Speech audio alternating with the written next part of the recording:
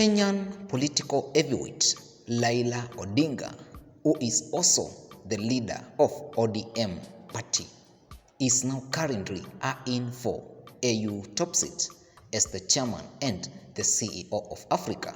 What will happen to his long-term dreams of becoming Kenyan president? What next for Azimio? What next for Raila Odinga? So guys, thank you for coming back to this channel. I am Afro David and I am here to entertain, educate and always inspire you. So if you haven't subscribed, make sure that you subscribe, like, comment and share so that we can grow together as a community.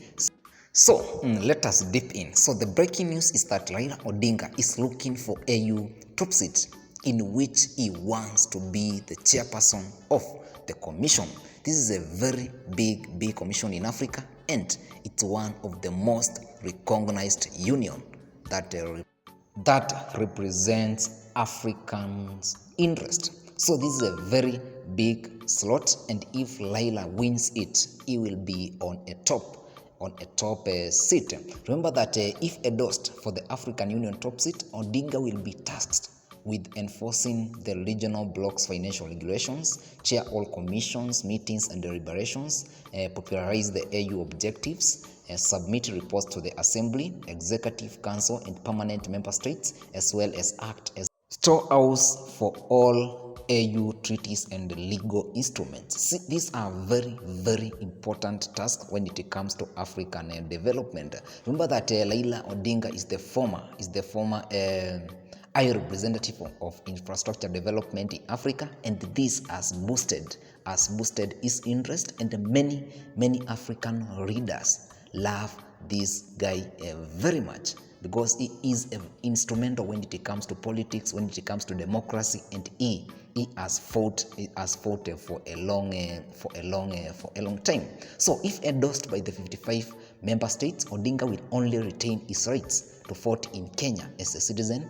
but his hands will be tied and he will not take part in active politics. This means that if Raila will be elected as the AU chairperson, he will not be able to participate in Kenyan politics. He will just be a voter in our voting system. Now, the issue is on ODM. Who will be now the leader of ODM? He can lead it, but not actively. So, which means also the Azimio will have to restructure themselves again and know how to protect their next moves, because now Raila will be on a top seat. He will be representing African countries, not only Kenyan interest.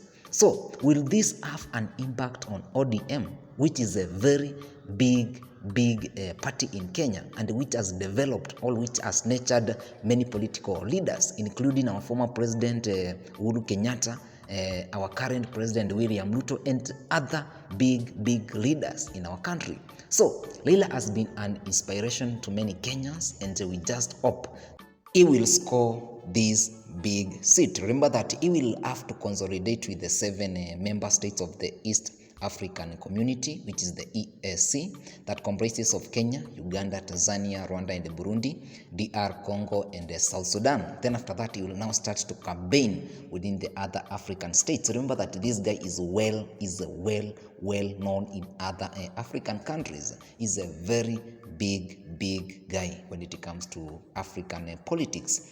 Then remember that this will be a very big task for him, in that he will serve until 2028. And remember that our politics are in the year 2027, so it means he will not be able to participate on the upcoming politics. Now, will this give a chance to Kalonzo Musyoka or Eugene Wamalwa or any other member of Azimio to lead the Azimio brigade? So this will have a big score on Stephen Kalonzo Musyoka, who many are hoping will be the flag bearer of Azimio fraternity.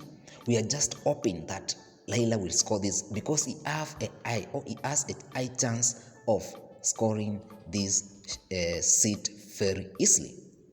Now, the Azimio will have to restructure themselves. ODM will also have to restructure itself, because Raila had a very huge impact on Azimio and also on ODM party. Remember that Azimio and chosen a delegation which would work on electing the next flag bearer of the party. So, if Raila will win this bid, that means the delegation now will put much focus on either Kalonzo Musyoka or Eugene Wamalwa or Hassan Joho, who have shown interest in running for presidency in 2027. So this will have a big restructure within the Azimio brigade so that they will know how to handle the political heat within that party. So we just hope that Raila will win this top seat, and he has a very high chance of winning it. Remember that this is a very big heavyweight, political heavyweight when it comes to politics. And also remember that our president William Ruto is also working with other African states to push the bid for Raila Odinga so that he can win that seat. And remember that Raila winning that seat is also a win for Kenya. Why? Because as he will be representing other African countries, he will also be representing Kenya as a country. So this is a guy who has nurtured many talents in the political industry, and we hope to see him very active on that next role when he scores that seat. So he has also encouraged the youth. He's an inspiration in that it's not good to give up very easily. You need to try. He has been trying day in, day out. So if Raila will win this seat, it means that he was meant to have that top seat, because labda hii iko hapa chini, ama the presidency hapa chini, ama the president of just a country aingemveva. God and a very big chance for him to be just the African representative. So if he wins this election, he will be a great man in the future, and he will take Africa to greater heights. So guys, I will just ask you a question. Was it a good plan, or is it a good decision for Raila Odinga to go for this seat?